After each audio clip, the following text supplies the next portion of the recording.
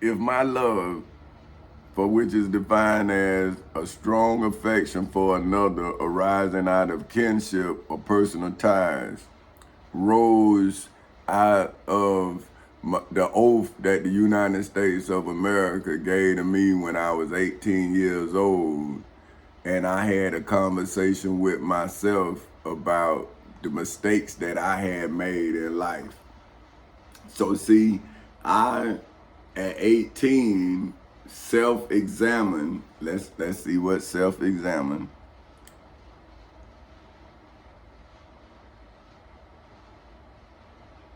Okay. So that's a self-examination. Now, that is defined as a reflective examination as of one's beliefs or motives, right? So when I was 18 years old, kicked out of school for being like I had saw a man be, right? So when my manhood was attacked, I protected it the way I saw my daddy protected. And then I heard my mother when I needed to hear her. You see what I'm saying? See, that's why I say, is it the things that people say hurt your feelings, or is it the things that they don't say, right? So say if my mother would have just not did what she did, then how would I know how to narrate through what I'm going through as an adult if my mother didn't narrate it for me when I was a child? So you know how like you watch these movies and you hear somebody telling you about what's going on, like they'll be narrating the movie or narrating the documentary. See, that's how my mother was in my life. See, we would be there, my daddy'll be doing something and she'll be telling me, like, see that? Oh, mama, you don't know what you talking about. I used to tell you ain't no man, cause that what my daddy used to tell me. So she was like, it's like she saw it, but she was like, you'll see. But she was telling me. So now, every scene my daddy was in, I'm in now. My daddy was in court. She would say, see? Then I was in court. She was crying like, you ain't learned. See, that's what I'm saying. Like, I can remember the conversation. So this what I'm telling people. I'm saying, well, if I'm now defending me, why my life testimony is not important to my life defense? Like, other people been telling me not to live my life in accordance with my life. They want me to live my life in accordance with their understanding of my life. But I'm saying, well, bro, if you think I did this, then that'll be part of my life story if I don't show you that I didn't do it. So why would I allow you to think that I did something I didn't do when I can prove to you I didn't do it? But you don't want to hear nothing I got to say because somebody or you done made up in your mind that I'm wrong. And I'm saying, but if you talking about me and I can show you where you wrong because you talking about me, well, where's the evidence that you could show me that I'm wrong? Right? So I got one friend telling me something wrong with me mentally. And I'm saying, nah, bruh, something wrong with me illegally that I done legally put in order. Oh man, you ain't no lawyer. So that's one friend. Now the other friend believe in Jesus. So now his evidence is the evidence of Jesus. And I'm saying, well, brother, do you know that they didn't save Jesus? They nailed him on a cross. Oh man, but he rose from the grave. I'm saying, okay, brother, but I don't want to die. What, you want to see me die and rise again? Like, why I gotta die? Like, why the lie can't die and my truth rise? Oh, you think you I'm saying, so are you mad with me? So that's the other friend, right? Then the cousin come. What, you don't know how to ask for help. I'm saying, well, write it down. You tell me what to say and I'll say it. That's 3 different people, man. And now I'm in court with the state of Florida fighting a revolution with my love for all 3 of these people. And they don't even want to look at the evidence of my love for them. But they say they love me. And I'm saying, well, where is the evidence? You say Jesus. Now I got the friend that loved Jesus. He telling me Jesus loved me. Now I'm saying, well, bro, I love you too. Boy, that he offended. So I'm saying, you telling me that Jesus loved me. But now when I tell you I love you, you get offended. So, but I ain't supposed to be offended that I'm without my wife, my children. These people done took my job. I'm in court, and you telling me Jesus loved me, but I'm not supposed to be offended. But I'm saying, well, hey man, you know, I took an oath to defend the Constitution, man, and we met each other in the military, man. I kept for you, and I kept. Now you offended. So I'm saying, well, if Jesus was me, would you be offended? Now, when I read the Bible, come to find out that the way he treated me, they treated Jesus. So I'm saying, well, you saying you Jesus? I'm saying, brother, I don't even know how to talk to you because every time I say something, you get mad. But I'm one person, but you can preach to me, but I can't teach you about what I'm going through, but you can teach me about what Jesus went through. But I'm crazy. See, this what I'm telling y'all about. When people take you to the edge of their insanity, you can't do nothing but write about it. What else can you? You love the person, and obviously the person care for you, but they don't really care for themselves because they're showing you what they believe in. And you trying to tell them, man, I believed in you. That's why I called you. But you came with your belief. You never came to see what I was doing. So now the business, now let's look at the business. See, so they did, so this is what I'm saying. What is their motives? See, my motive was business. You can look at my original complaint. It's that I was not given my reward for business in accordance with the Florida Constitution basic rights. Now, business, a usually commercial or mercantile activity engaged in as a means of livelihood. See? So now, my freedom is not commercial. Let's see what commercial. Occupied with or engaged in commerce. See? The books. Let's show. Social intercourse. Intercourse. Now, that's not sex. That's like what we doing now. So, interchange of ideas, opinions, or sentiments. See, that's what we doing. See, I'm saying this is what I offer, right? Because my daddy taught me, like, if you go into a community with with something, right? You should find out who the man or the woman in that community, and you should come make whatever you doing profitable for that person, because you coming in there and you want to make some money. So if you want to make some money, you got to go with the people that's making money and show them how you can make money, right? Now, if they business people, then they gonna see where this is economical for them that we do business because I'm bringing in something that they ain't got. See what I'm saying? So now, if they smart, they'll see that we can make each other some money.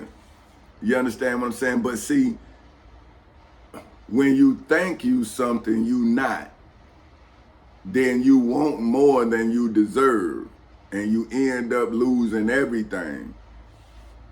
See, and that's what I'm telling you kids. See, I'm saying, when my business was real estate, right? Now let's break it down. See, at the beginning, my business was real estate, for which is defined as property and buildings and land, right? But then when they took my real estate, it became about freedom. See, now this when it became revolutionary, right? Okay, freedom. See, the quality of state of being free. Because what they did when they took my real estate, they revealed their motives. Now, let's go to motives. See, because like I say, if you don't know what if you don't know what something means, then you don't know what I'm talking about. So if I don't break down the meaning of what I'm talking about, then you will never understand what I'm saying. So if you then try to tell somebody what I'm saying in your limited understanding of what I'm talking about, then see what I'm saying, when it get to the next person, the meaning is not going to accompany it, right? It's going to, my truth is going to get lost in your translation of it. So that's why I try to be as thorough as possible by being as defined as possible. See what I'm saying? So motive, something such as a need or desire that causes a person to act, right? So now, I'm acting in love because of my house that I was born in. It wasn't built on finances. It was built on love. See what I'm saying? Now, why would I leave the love chasing the finances? Because the finances can leave, but the love is the foundation of the house I left out of, right? Now, I could see when I went into the next house, which was middle class, why money is necessary, but it's not necessary to love. It's only necessary in this economy. See what I'm saying? So now I'm building love and I'm working for finances, provisions. Now, if I come from a house of love with no finances, then I know that love exists without finances because I come from it, right? Now, my wife, she come from a middle class home where finances might have been what brought disturbance to their home. See, I don't know. But I'm trying to get her to see that my home was built on what I know as love. So we never let finances mess with, because if our lights was out, we was together, we wasn't homeless. You see, if our water was out, we had a place to stay. So I had never been homeless. I've been without. You see what I'm saying? See, my family had never been without. See, but the devil came and we was homeless. They took not only the lights, the water, but they took the house too. Now, if I love and hate came into my home, then love has to defeat the hate. that came into a loving home. So now I'm showing my wife, see, finances come and go, but love is forever if it's love. See, so now we should be able to see hate in our home if love was the root of it, right? So now, if I'm the father, then I am the creator of the atmosphere in my home because I'm the strength in it, right? So my wife got the right to defend her family, even me, right? But she don't have the strength to move me. But she want to move my emotions. But I'm trying to tell her, that's the one thing my mama told me not to let nobody do. See, not just my dad. See, my daddy showed me when he was telling me I couldn't play running back even though I had 1,500 yards and 9 touchdowns. See, I don't know now if he was jealous of me. See, I don't know. See, because now look what he did. See, so now you're looking back on your life, and those are the parts that I don't see, because I know when we used to play basketball, and I know, and I had told him one time, I said, man, you know, you never teach me. You never teach me. I had to tell him that one time, man. I like, all you do is beat me. And I say, man, you know, I say, but you supposed to make it where can't nobody else beat me. And I have to learn by you beating me.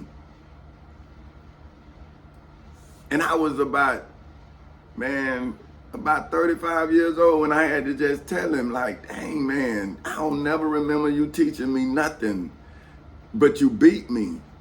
You know, like you would beat me. Then when, you know, we play basketball, he would cheat me. And he would think that was fun. But I'm saying, well, man, if your son out here with you, but he didn't know himself, that's what he had to, like, so that's why I was trying to learn how to play basketball, like, or you know what I'm saying? So I could teach my son, but I'm saying, now I got to teach you what my mama taught me that got me financially stable. See, sports didn't get me where I was. What my mama taught me got me where I was.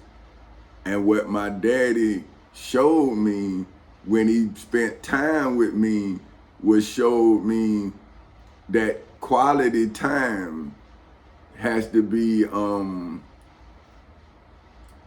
you have to learn. You see what I'm saying? Like, you can spend time with your daddy like I did, but I didn't really learn nothing.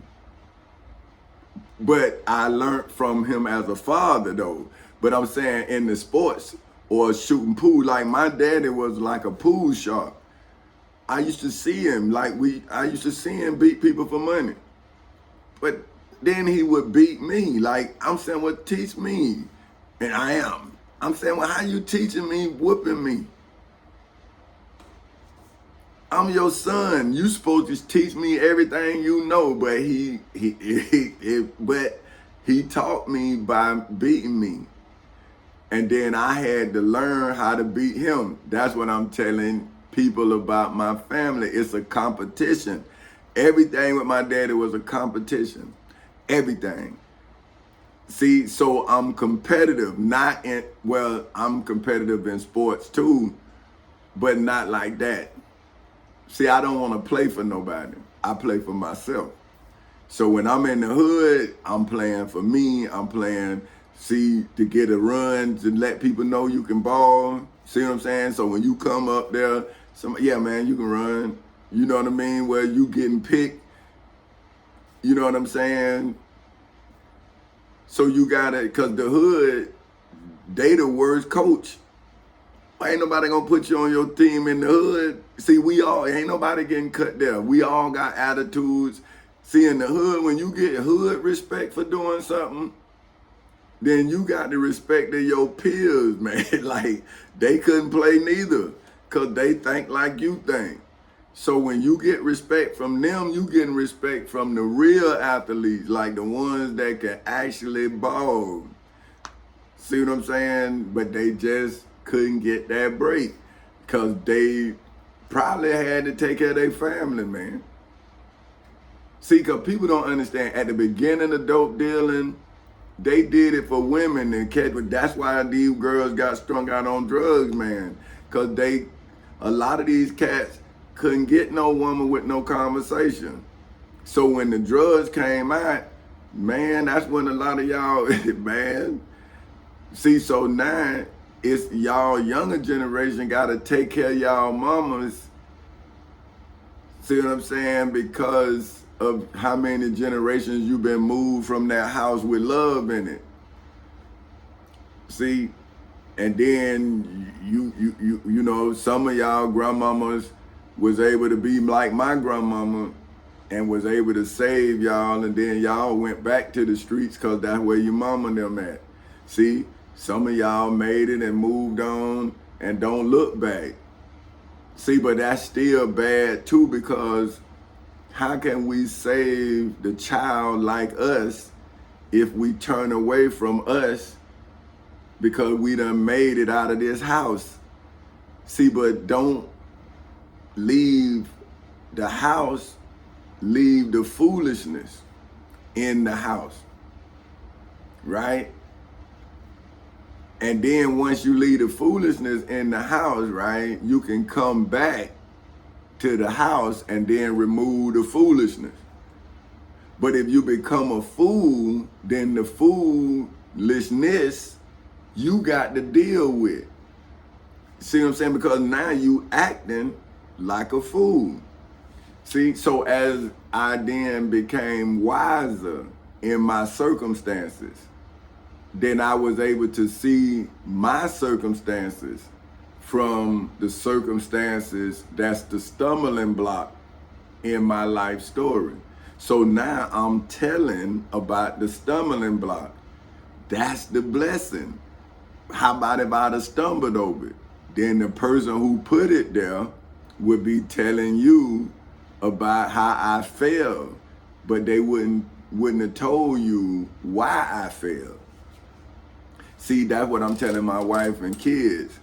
See, you saw a fall, but you didn't see the failure. See what I'm saying? See, you felt the turbulence, but you didn't know we was in the air. See, like if you in a plane and you go through turbulence where you shaking, but you not on the ground, but when you land, you go through that same turbulence until that plane come to a stop. So see, when you take off, you gonna be smooth and you gonna have turbulence. And then when you land, it's gonna boom, that turbulence. So see, I'm bringing the plane in. My family feel the turbulence, but they don't know we on the ground. See, now I'm telling them, I'm saying, now get off the plane.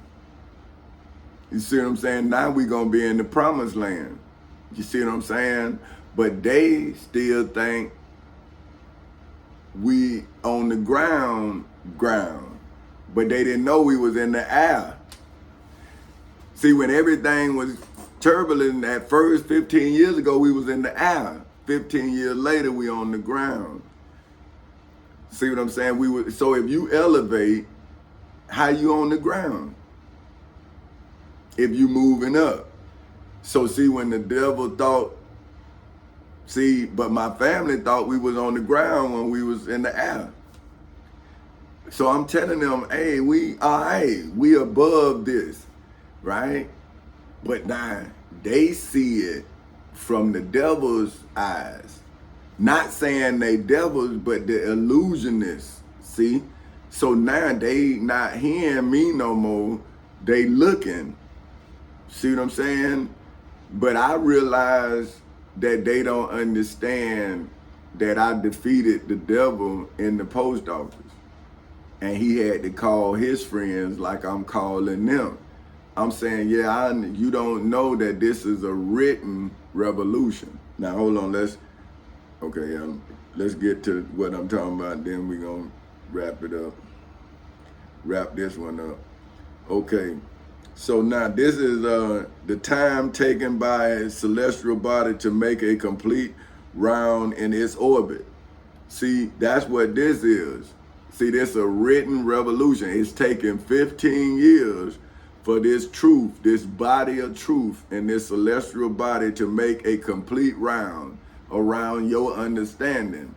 See, that's what I'm doing now. See, I'm giving my love to you mentally. See, so this is a divine love that's coming directly from its creator. See, my love for you, it comes from me to you.